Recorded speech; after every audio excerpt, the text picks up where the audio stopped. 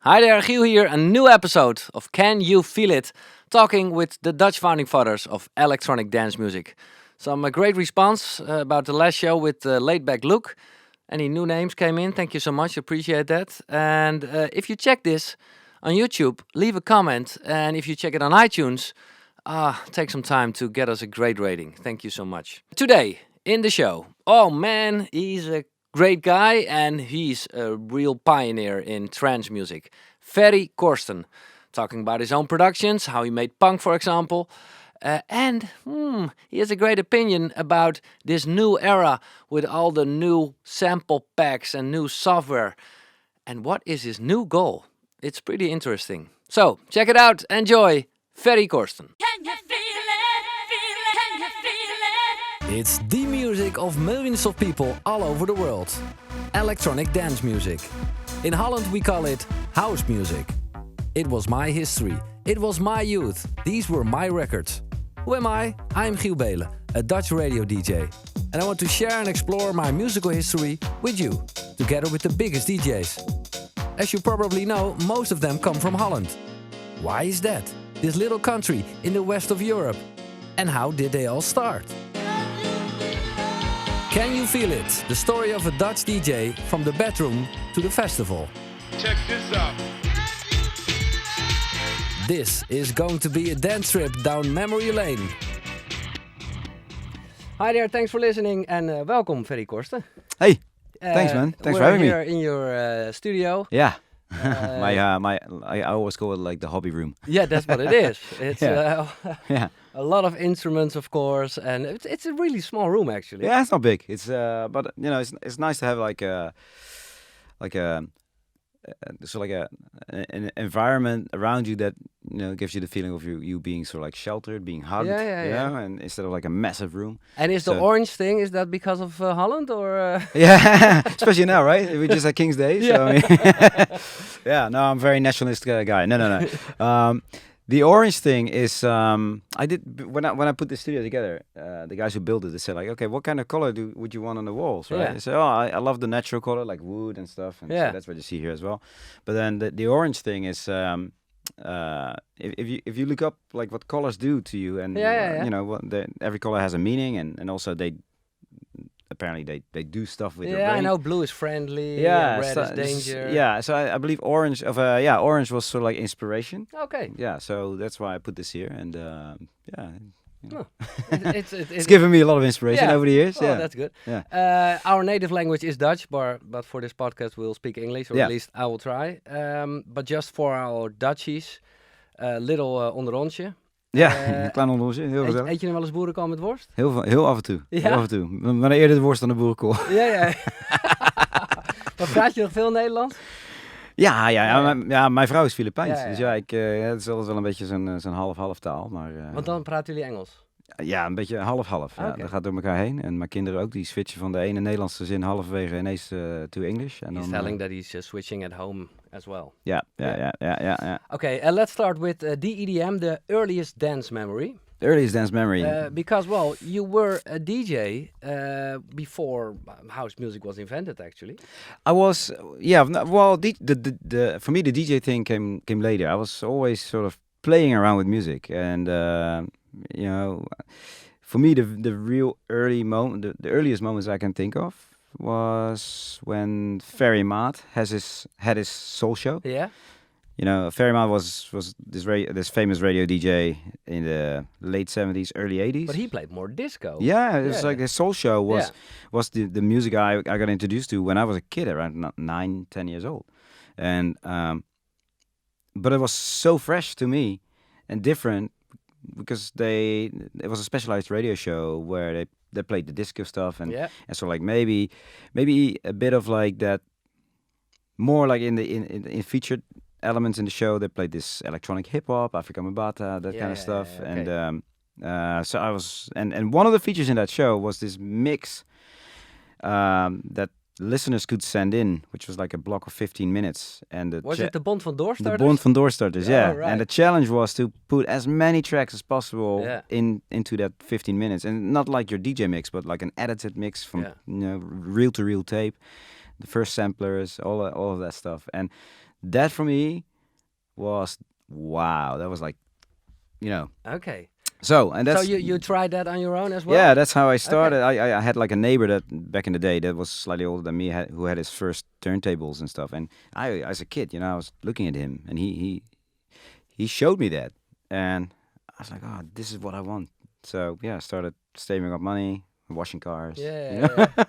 And eventually I was able to buy my first turntables with snare. Yeah. So I learned how to mix records not with a pitch control. Those turntables had no pitch control, just by pushing or slowing down the track that I was mixing in. Yeah, and then I saw Ben Liebrand on TV once, and he was explaining how he did the loops with tape. Yeah.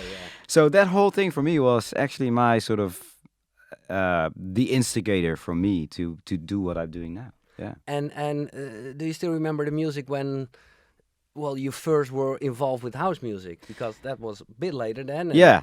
I mean, I started going out to clubs when I was about somewhere between 16 and 18. Yeah. And the first music that was really coming up then was sort of like hip house. Okay. Fast Eddie and all that stuff. Beatmasters. Yeah.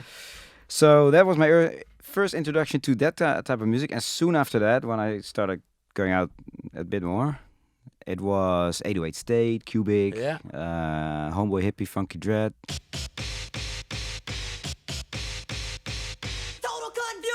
Total confusion. That's the stuff. Yeah. And then slowly, being from Rotterdam, so Parkzicht became a thing. This was really just before the whole big Gabber thing exploded. Yeah. Parkzicht was playing this darker type of stuff. I can't even put a name on it. No. And Nighttown, on the other hand, which was the more clubby type of thing, and that became my my home in a way. Yeah. So you went there as a visitor, but during that time you were buying records as well. I was buying records. I met some guys that had the same interests, and started making mixtapes, and one of those mixtapes ended up in someone's hands one of my friends who had a tiny little studio with like a sampler and the first Cubase on Atari, and so we started fooling around in the studio, and before we knew it, we had like our first track that. But okay, now you're going really fast, because I can imagine that before you went to the studio, you were playing as a DJ already. No, hobby DJ, bedroom DJ, as I say. Yeah. So not even a gig. No, that was just really my hobby. Always, as soon as I came home from school, back in the corner. And so your own productions were actually the start of your DJ career then? Yeah, I started as a producer. Okay. I first had my career going with producing music and releasing records, and it was only later when I started having success in the UK with some of my tracks that I was asked to come over and play as a DJ. I mean, I played in Nighttown maybe 3 times, just as a thing, which was my. For you, it was big. The ultimate. Yeah. So, but what was the first actually System F? My first release with the other guys was on Hit House Records. Okay. Yeah. Which was Spirit of Adventure. It was called Spirit of Adventure.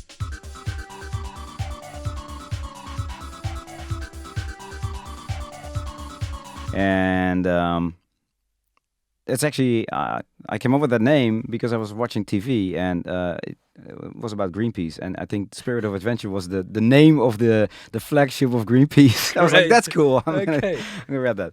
Anyway, so that was the first release on Hit House. Yeah. So many releases later on all kinds of labels. Then I started my own imprint, and just before that, I think my first radio success, minor radio success, was "Don't Be Afraid" by Moonman.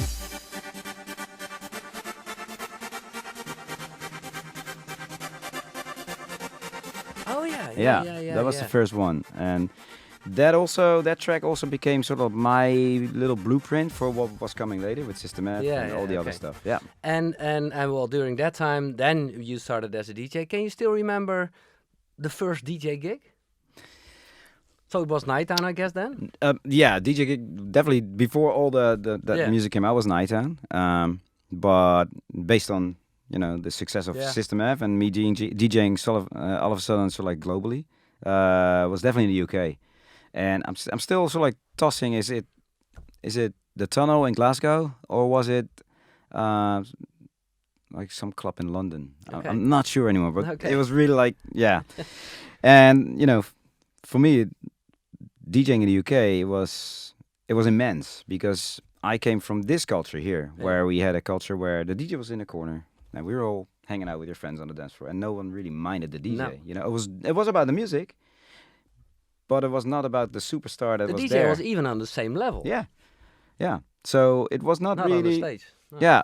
So it was not really about that. And coming from that culture and then doing your first gigs in the UK where everyone was facing the DJ. The DJ were already stars over there. Yeah, It's okay. just hands up and in the breaks and Yeah. for me that was just a culture shock. What's happening? Complete culture shock. Yeah. Okay. So plus they had these the turntables were sort of like suspended in ribbons. Yeah. So they were floating. Yeah. And some of the mixers they had no faders, they had the dials. Oh. The rotary mixers. Oh. So that was just like for me, like I said, complete culture shock. Yeah, But I guess I jumped into in the deep, right? Into the deep, as we say. Great. Yeah. Diepe yeah. gesprongen Yeah. in Dutch, yeah.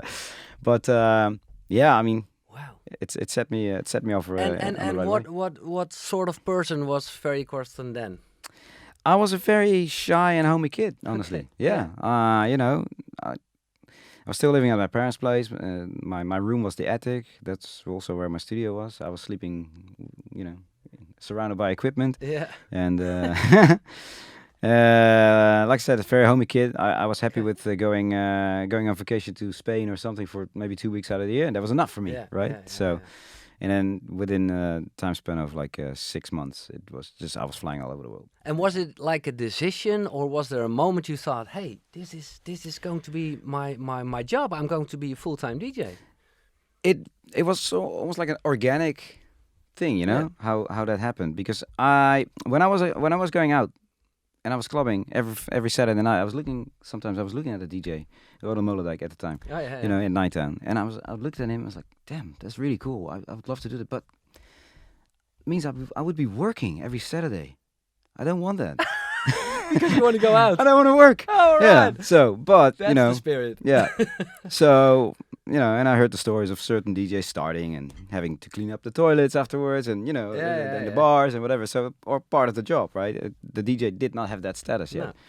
So I was like, no, I don't want that. I'm happy with producing music. And only when System F, had its breakthrough and the requests came in for me to play all of a sudden like the main sets at the super clubs Mhm. and festivals meant for me like, I mean I can skip that whole thing of cleaning toilets and also I felt like, you know what, this is my passion in the Yeah. end, why I should give it a go. Yeah. So let's try it out,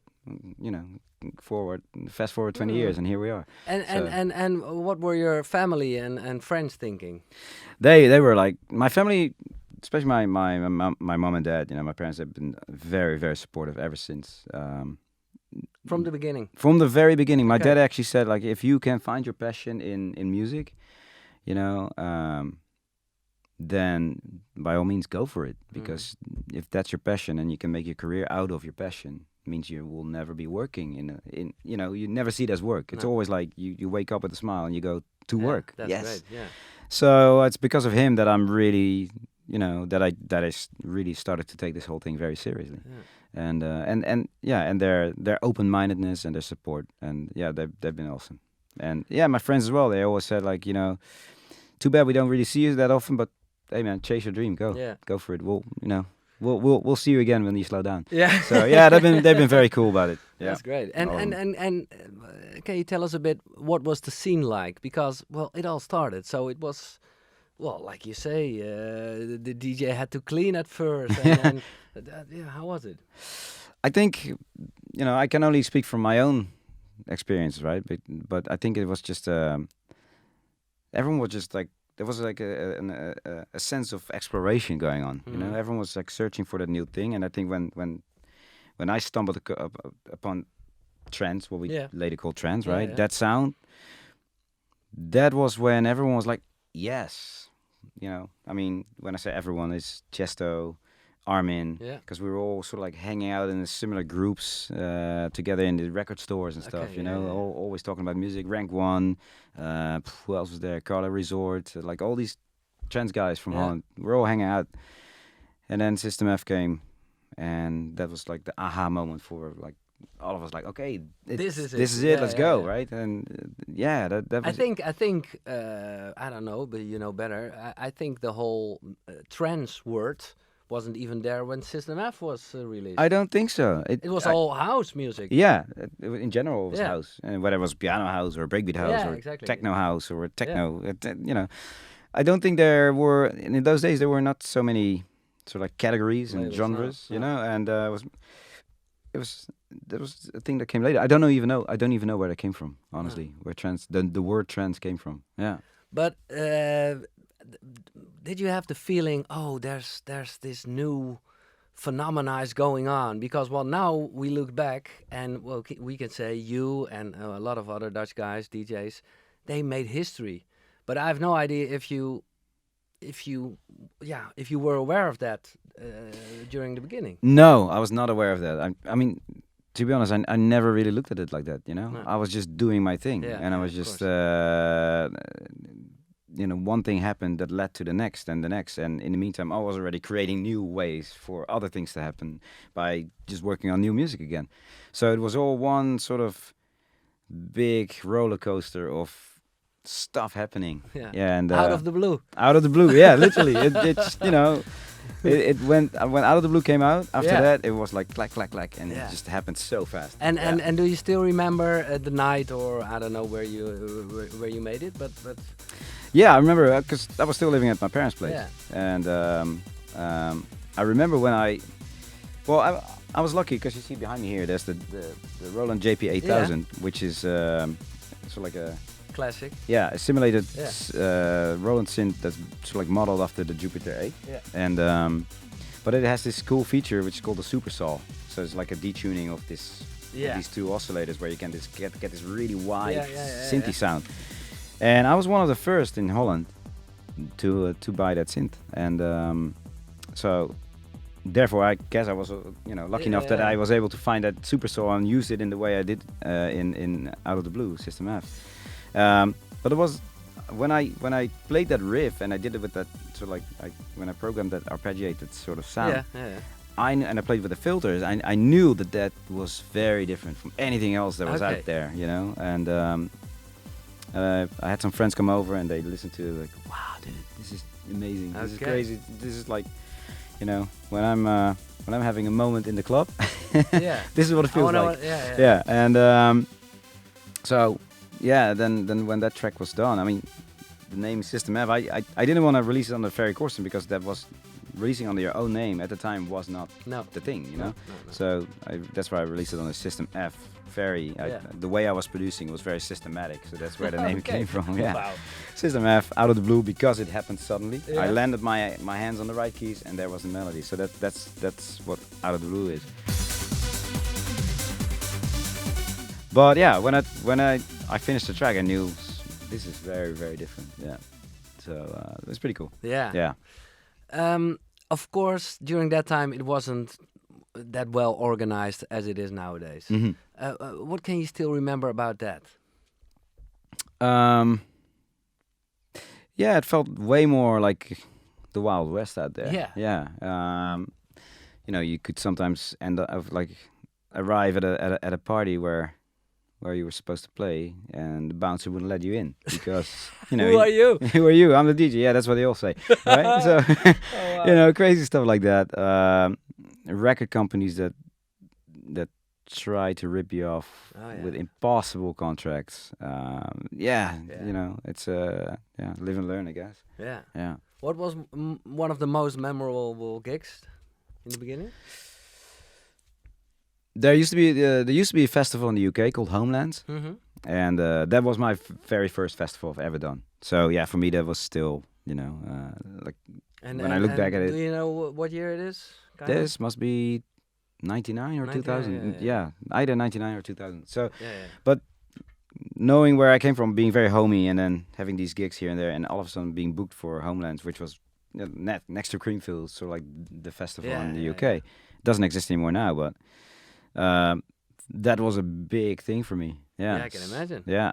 And when did you realize, okay, this is big? Was that immediately after Out of the Blue? It started to basically sink in when Out of the Blue came out, and then after that I started, doing a few tracks with Tiësto on the Gouryella. Yeah. And those became big. Then I did one with Vincent de Moor called Carte Blanche. Yeah. That became big. And when I say became big, all top 40 in the UK. Then some remixes that I did, became top 40 stuff. Then I got a request for a Barbara's Adagio for strings, from William Morbid to remix that. That became massive, like I think top 10 as well in quite a few countries. Then I realized, like, hang on, this sound that I'm just doing with this big riff stuff is actually really doing something. And then right after that, I got a request for U2 New Year's Day. Yeah. Like, okay, I think something's really Then happening now. you're well. Yeah, and meantime I was doing Inner City and started being booked for all these bigger festivals and started going to Australia, to Japan. First request from the US came in, all around at the same time. And how was the at first shy Ferry dealing with getting famous? Yeah, I mean, I don't know. I always like to look at myself as a very sort of like humble guy in a way, 2 feet on the ground, and I kept that throughout. And I did the same thing as I always treat the people around you the way you want to be treated. So getting famous, I always dismissed the fame part a bit. Yeah, okay, but you see your head on billboards. You see yeah, your name on no, flyers. that was very strange in the beginning. Yeah, but I never really took it too serious because I always told myself, like, what happens on your way up will happen on the way down. And that's a rule I've lived by, ever since. So, yeah, you're putting out music that people appreciate, and you start creating a following, and it's interesting what music does when it leaves your studio, right? It starts having its own life and starts making its impact around the world in other people's lives. So. Yeah, because of that, you do become public domain. So accept that, right? And so and play with it. Yeah, so I mean, I've always been very open to my fans, and never really too sort of like shy or arrogant to step away and say like, I don't want to have anything to do with it. No. It is part of what you do. If you put out music and you put your face out there, that's what's happening. And on the other hand, I'm also not like a publicity whore, just to give it a name. Yeah. But that's exactly what you mean. Yeah, so I'm just like I said, grounded. I do what I do, and whatever comes with the territory comes with the territory. But I'm not feeding it over in an overdone way. No, not with famous girlfriends or. It's all the crazy stuff. Yeah. And the funny thing is, now you can. Well, you told me just that out of the blue, you let it hear to some friends, and now you'll make something in the studio, and the next day, thousands of people will hear. Yeah, it's incredible. It's just the whole social media thing and YouTube and Instagram and whatever. So, I mean, I could be working on something. I could actually work on a track and make it with my fans if I wanted to. Yeah. So like, hey, I have this riff. What do you guys think? But I don't know. To a certain degree, that's cool. Yeah. Yeah. During that time, you mentioned, of course, you had no idea. But now, you are one of the founding fathers. Yeah. How does it feel? Yeah, cool. It's great, having been able to get there with my passion. Mm-hmm. Something for me. Put me there as a founding father of that music. At the same time, I know that what I did, with my passion, has led to countless careers of other DJs. Who were inspired by that, which is really, really cool. It's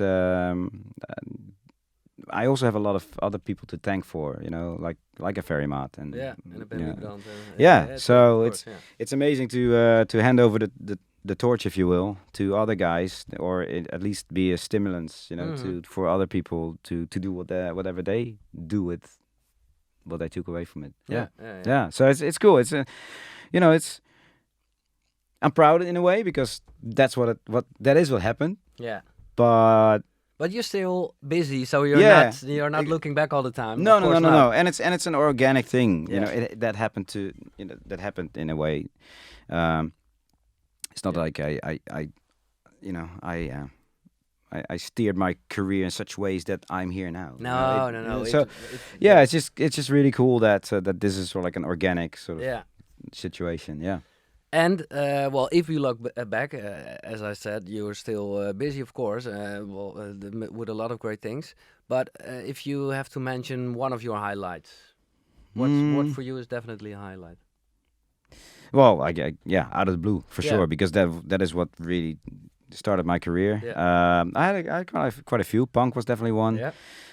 I think Rocky Body Rock and was one. Fire later on. Yeah, we talk about music later, but Yeah. But more like a moment or a gig or Yeah. maybe you were in a 5-star hotel Right. looking at the view and thought, okay, man, I made it. Yeah, sure.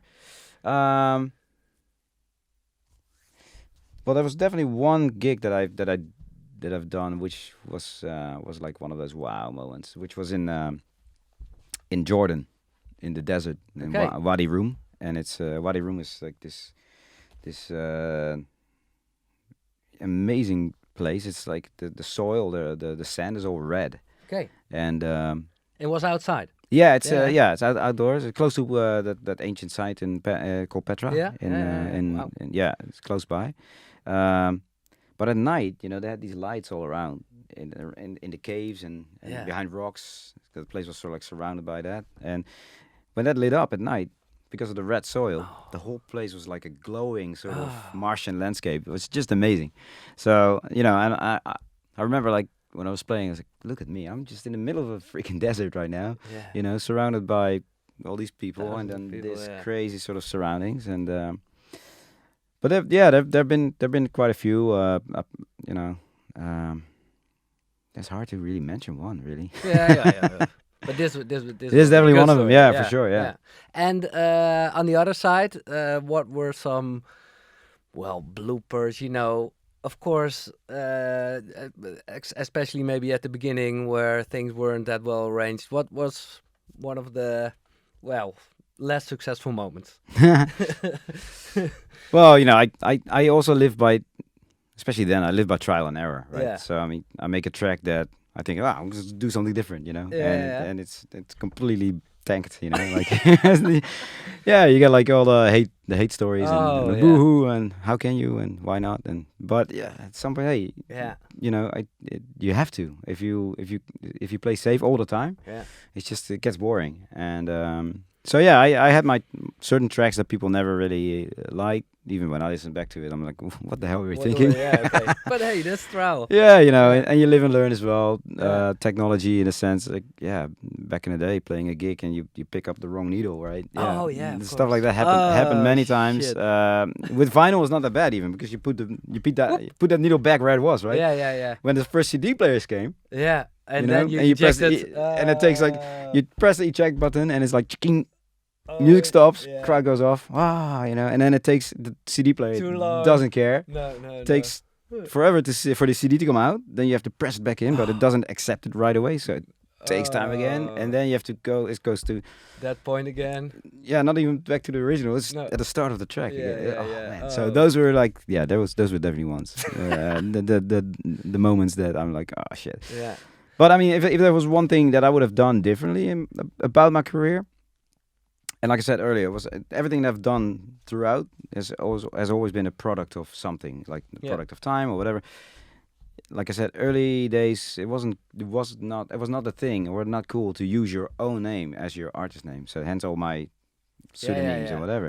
But that if I could have changed that, I would have Ah, yeah. I would have from day one would have released it as Ferry Corsten. Yeah. But So then Gouryella would have been Ferry Corsten and Tiësto. yeah. Yeah. Instead of this moniker. No, Yeah.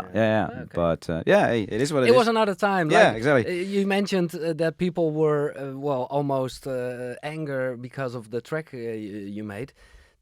I think I hope that's from the past. Of course, you've got all those labels and genres, but it used to be very like, oh no, he's mellow and not gabber, or he's trance. And now, of course, the labels, the genres are there, but I think everybody is more open-minded nowadays in which style it is. I like to think that. Oh, no. I wish it was that Okay, like that, it because I notice really, like, you know, when you get your fans, they really want to keep you there at the point when they discovered you. Yeah. And so that's what they want to hear. And if you know, after years of doing that, and you feel like, okay, I'm done. Yeah. I want to explore. I want to evaluate. And they don't like like evolve, that. right? Yeah. And you do something different. It's really hard for them to accept that. Okay. So and That's still the case. still the case, Okay. even more so. I feel nowadays. Yeah, it's really. But yeah, hey, you can't please everyone. No. And do that's whatever you want, yeah. that's rule number one. You know, you can't please everyone, but you gotta think of yourself. And I feel that if you do the same thing over and over and over again, Then it's becoming work. that's becoming work. Yeah, and it feels like standing still. Yeah. You know, and so yeah, you have to sometimes take the risk and say, sorry, I may put out a track that you don't really like, but we'll talk in 6 months. And Yeah. I have those moments as well. You know, Exactly. we talked about punk, and punk was definitely not accepted at first by my true trans friends. let's talk about music. Yeah. We start with then with your own productions. Right, Now, okay. we mentioned System F. Right, yeah. Well, Gouryella. Can you take us back to that moment? You said Thijs and you were like friends, but he was from Breda. How? Yeah, but Tiësto was working in this record store, Basic Beat, here in Holland, and Rotterdam. Yeah. And that's one of the record stores I used to go to buy my records. Yeah, of course. So you know, we met up there many times. It was always the Friday afternoon. He was there knowing, so like I was going there for a certain type of music, and yeah, there was no word trance, but I was looking for that sort of Frankfurt type of melodic kind of early Sven Fate stuff, you know. Yeah. And he knew exactly what I was looking for. He always gave me the exact tracks, you know, that I was looking for. And he told me later, like, yeah, you were one of the few guys that was actually looking for that specific music. And, you know, that's the music he liked as well. Yeah. So we had an instant click. And he started Avex. It's like he was breaking through as a DJ in Holland, doing all the Tiësto solo gigs and whatever. Yeah. And then, at some point we said, like, you know what? I had Out of the Blue at the time. Yeah, of course. So it was like, hey, why don't we just do something together? You the DJ. Yeah. You know, I'm the producer. Yeah. So that's how we made Gouryella.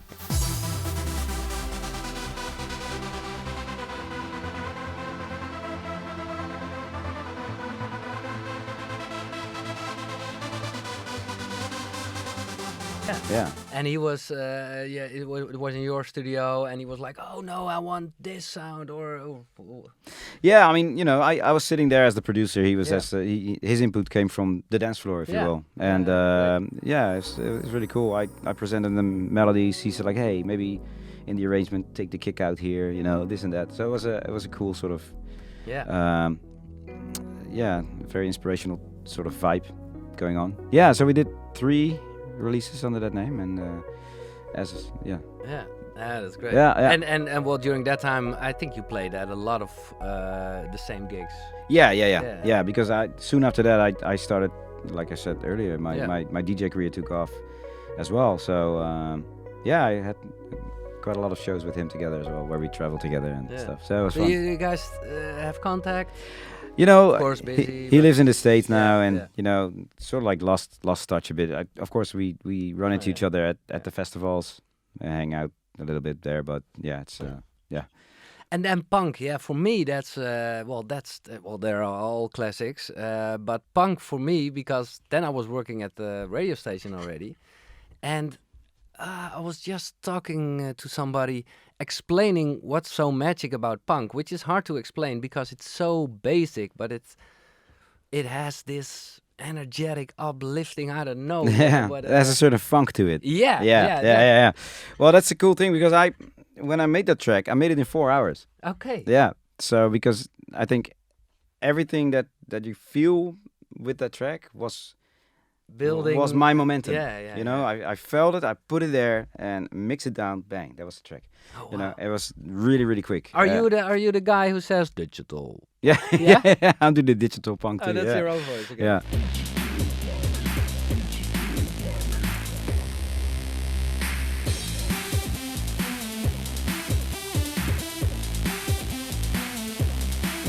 Yeah, But it was quite different. It wasn't.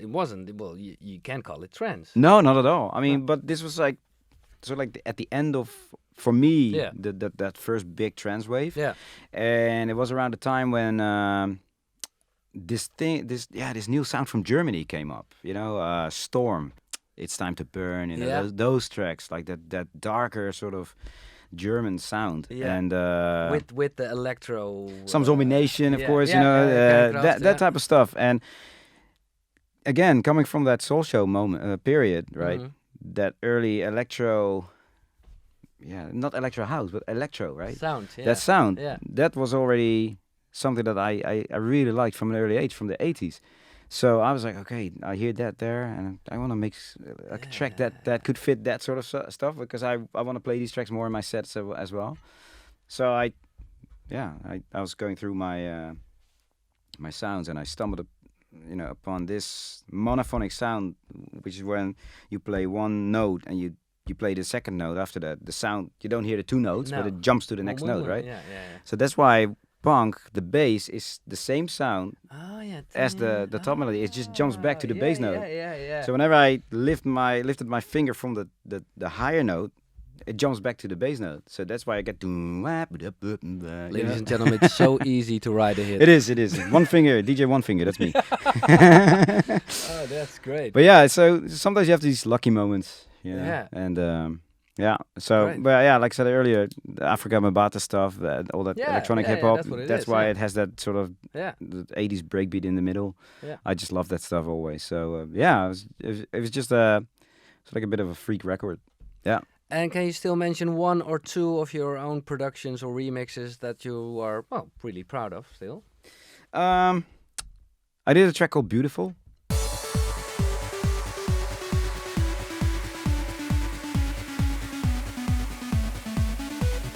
Which is one of those tracks, for me, you know, the melody is amazing, and the way that track came about, because the vocals in Beautiful are actually from another song on that same album, which was like a real house song. So Okay. the vocal is actually, So it's a Of- sort of remix, actually. in a or- way, yeah, weird, but the vocal of Beautiful is actually a small part of a bigger song as a house song on the same album. But I took that vocal and I ran it through like this thing here. The synth, the Roland synth. Roland V synth. Yeah. And you can actually sort of sample something in there, and there's a feature in it where you can make it sort of like robotic. Yeah. Transpose it a bit or more. Yeah, so it's not like a normal vocoder, but No. it's you can play different notes while the vocal is still Okay. singing, but you make the melody different, and that's what I did with that part of Everything Is Beautiful.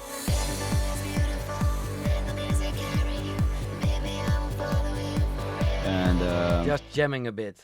in a way, yeah, and Yeah. I found that, like, you know, layering that vocal, Yeah. and I was like, wow, plus the melody. So yeah, and it's also when I started to like incorporating this sort of electro attitude, like the gritty, grimy stuff, Yeah. with beautiful trance vocals, yeah. beautiful trance melodies. So if you listen to Beautiful, it's like very distorted and rough, the sound wise, but the melody is very trancey and epic and stuff. So you know, So having it's like the combination of Gouryella and punk. in a way, yeah. So yeah, that's one, and yeah, for the other stuff, I'm really proud of. I guess we have to really fast forward to sort of like around now. 2 years ago, I released this album called Blueprint, Yeah. which is, you know, It was very personal. it was something that I wanted to do that already, something like that for a long time, which is like a real story. Yeah. You know, many people say like, oh, I put my album out and it's a story, but it's just a collection of music. Yeah. This was literally a story where with a narrated voice. This was inspired by Jeff Wayne's War of the World. The actual story. Yeah. That we wrote a whole new sci-fi story for this. It begins with a sound, echoing from the depths of space, endlessly repeating. We couldn't help but listen. And it was made in this studio. Yeah. That's great. Yeah. So plus in the US, some of the vocals were recorded there. Having Campbell Scott, the actor, doing the voiceover, and it was just really cool just to do something like a concept. A concept thing, Yeah. especially now, this day and age with Spotify. Here, 2 seconds, tracks, skip. But you hear a voice or you hear like a story, you kind of want to know what's next, right? So it's like, let's see if I can sort of like break that thing a little. Yeah. But yeah, so it was a passion project for sure. Yeah. All right, and then 5 of your favorite floor fillers. 5 favorite floor fillers. Sounds great. Wow. So I can imagine more the beginning then. The early 90s. What were records that you of course bought and played and. So this is really difficult. Just from the top of my head right now, 5 floor fillers. Okay, we start with one.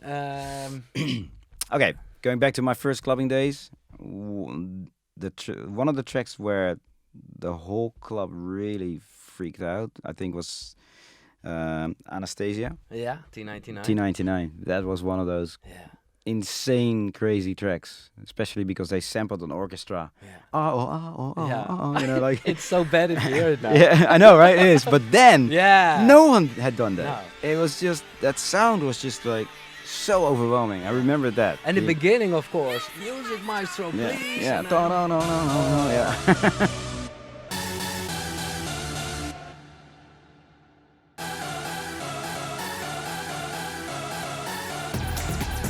Oh yeah. So yeah, T99. Definitely okay. one of those crazy ones. Yeah.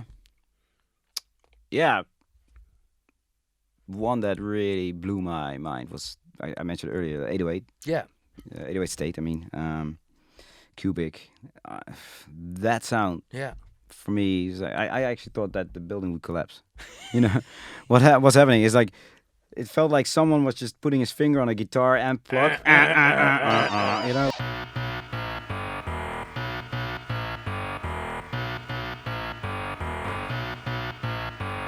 Like that. So I was like, what's happening? So yeah, that's definitely another one. And you play that as a DJ as well? Or No, I wasn't really DJing yet. No, that was before. Okay. That was Ferry the Clubber. Yeah. yeah. Wow. Yeah. Well, you're almost there. Yeah. Fast forward to now, to like mid, let's say 10 years ago, instead of 20. Yeah. Jeez. Man, there's so many good ones. I mean, My Push, Universal Nation, definitely as a trance track for me is definitely one.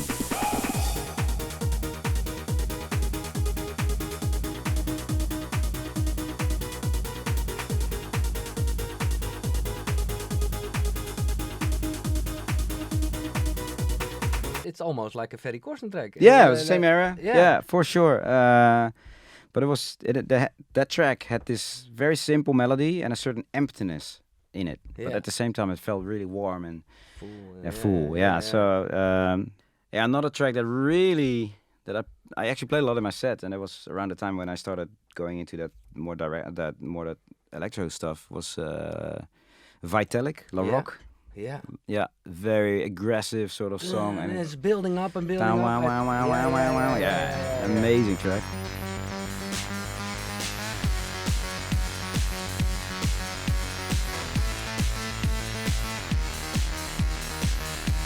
But you played this? I played, yeah. Yeah? I played that when I was just hovering between trance and the more electro type of stuff. Yeah. Oh wow. So, but the sheer aggression that's in that track is just insane. Yeah. So okay, the last one.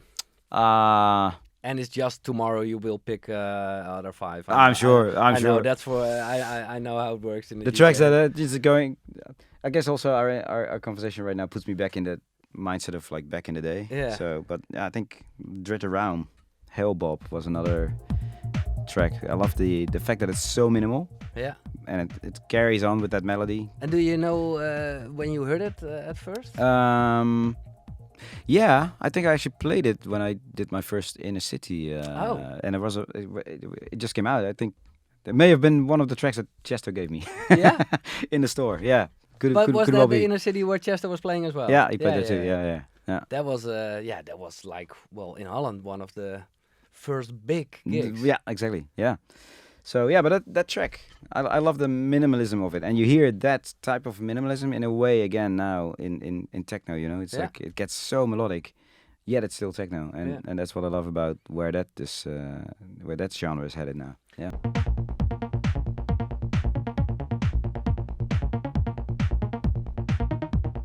Do you sometimes still play that music for your own or in your set or? Yeah, sometimes. Yeah? Yeah, every once in a while I like to drop one of those old tracks, you know, just to just get that sort of moment on the dance floor again, you know, because I feel everyone's just so focused on always The new new, thing, always new, yeah, always yeah, new, yeah. and so many of these amazing jams from back in the day just get forgotten, Yeah. you know, and it's when you drop one of those, it's just like, whoa, can't believe you just played that, right? You Yeah. know, so it's always great to. If they know, because I think if you play Vitalic now, I don't know if there are a lot of people who are saying, hey, That's true. That is true. but hey, it's still insane. and that track actually maybe by just playing it, maybe inspiration for, you know, a young clubber out there who's making music now. Yeah. You know, and he can get inspired by that. You know. Is there for you like a kind of a signature in every track you made? Sometimes I like to say I don't have that, but I know I have. It's just the way I produce, and people that really analyze my music, they always find it in a way. I mean, I really thought that when I did punk, Yeah. that's the best example. Yeah, punk is one of those tracks that I wanted to do something so different that was in my mind not recognizable. Ferry. Nobody Yeah. Will ever notice that it's Ferry Yeah, Corsten. even put it out on white label, Okay. and we sent it to different people. And and, they uh, immediately said, hey! yeah, and then there was this guy Dick de Groot, who's an A&R here in Holland, Yeah. from one of the record labels. He said, I think it's Ferry, because he somehow figured out by the drum programming or the mixing that it Yeah. or the way. Oh, you have no idea what it is. It's more like Yeah, it's- I don't know what it is. I mean, in my melodies and my chord progressions, I know it's very. Everyone always says like, "Oh, that's such a Ferry track." yeah. Yeah, but And it's funny you mentioned you called it System F because you work really systematic, and of course, well, house music, electronic dance music is always a bit systematic. But well, I think in your case, it's really well, it's not always clean, but it's a good sound. Mhm. It's it's a certain way of working, and Yeah. and you know, it feels comfortable. Yeah. So you go back to that. Yeah. Great. And then the question: Holland is a really small country. Why are our dance music and our DJs so successful all over the world? I always like to think that it's in the water. Yeah. No, seriously, I think it's what we are surrounded by. I feel. I mean, that's maybe not so much now, but when I started, like the UK had a very recognizable UK sound, Mm-hmm. and still to a certain degree. But there was the Scandic guys with their pop sound. Then Mhm. you had the Germans with their sort of techie, like Industrial. take, and then you had like Belgium and the French guys with their sort of like Daft Punky disco Yeah, vibe, yeah, you know. So and we're just smack in the middle, and we pick a little bit from Oh. everything and just put it into our own, our own world with the crazy little country that we are, with our quirky ideas about things, you know. And I really think that that's it. And the later generations, for example, I think second wave of guys like a Hardwell and people like Yeah. that, they started bringing in that sort of Caribbean vibe, Uh-huh. and Chucky, Yeah. and Yeah. so that became like the new Dutch sort of sound. So we've always had our own sort of thing mixed with We're like a with melting spices pot from around us. Yeah. Okay. That's what I think, and and we're a small scene, so we always see each other everywhere, hanging Yeah. out at festivals. So Hardworking. Hardworking. I think the whole, well, what you have and Armin and Tiësto, you guys are still three normal guys, but you are like world stars. So Yeah. and that's I think it's really a Dutch thing as well. It is. Yeah, we have the saying, just stay normal. You're crazy enough already, right? That's still. I think that still goes for. But is there something like a Dutch DJ? Do you know how other DJs look at the Dutch DJs? Have they something in common or? What I've heard most over the years is you Dutch guys, are always so professional, and you're always so approachable as well. You know, where a lot of guys have this like don't want to deal with the fan stuff or whatever. That's what I've heard. Yeah. You guys are always so approachable, and you know, you can just have a conversation with you guys, and it's never awkward. And I think it is, and it was, but it still is, very nice to, well, sometimes when you're programmed at a festival, to see some guys from your own country. Absolutely, yeah. You know, as small as we are, as you say, you know, you go to a festival and half of the lineup is Dutch. Yeah. It's incredible, yeah. Funny, yeah. How has the musical landscape changed in the last years? I feel, and that's just my personal observation, that apart from a few people that stick out their necks and bring something new, the majority is just the how can I say, the acceptance of doing something different and wanting to try to be different is way less than before. Okay. Yeah, I feel, you know, right now, Because it isn't the Wild West anymore, it's business, so do whatever we and everything think, everything is so accessible. All the software is accessible for people. That's a reason to make other stuff. Exactly, but sample packs are so people who don't have that Okay. thing, they go to the sample packs and it's all pre-produced, you know, bass loops, melody loops, drum loops, and they put it together Plug and and play, and you know, all those sample packs are based on what's hot right now. And everyone who has like a hot record, there's like a million people that start like, okay, this one track comes out right now, it's a hit tomorrow.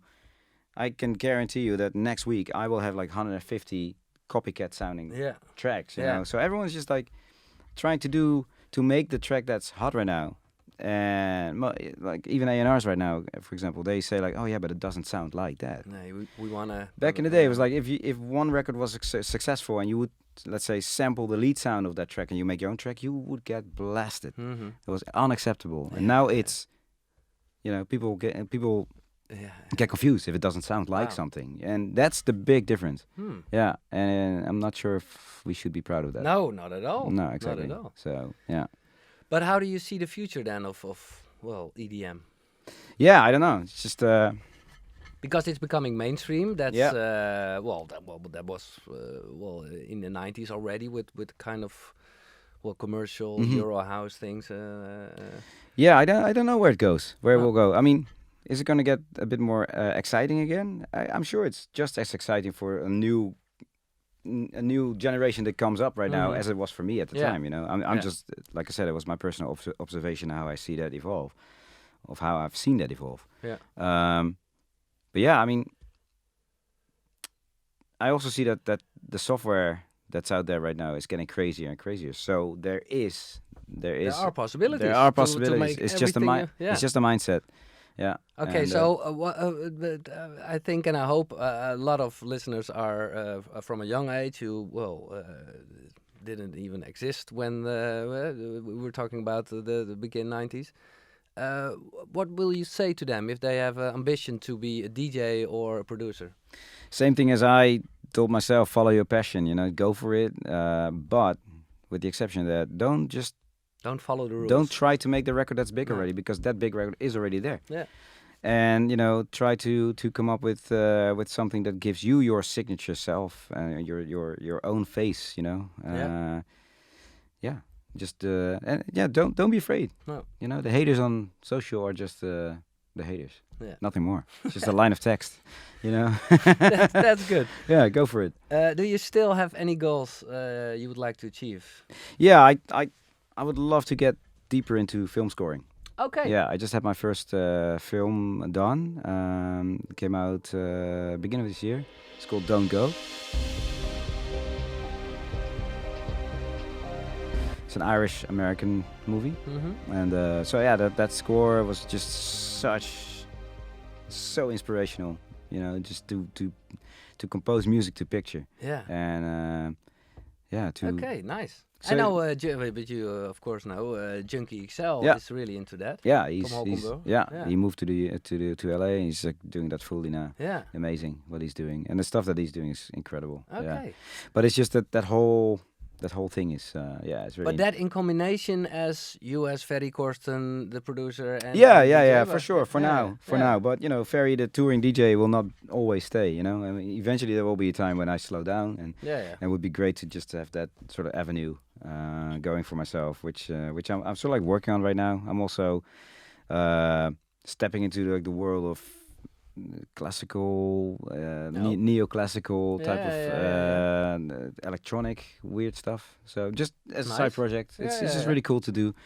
Experimenting. Yeah, and you know, experimenting and by experimenting, giving myself inspiration to take back into my own music. Yeah, you know? yeah, So yeah. it's just, yeah, it's something that's really intriguing for me right now. Yeah. So yeah. Okay, last things.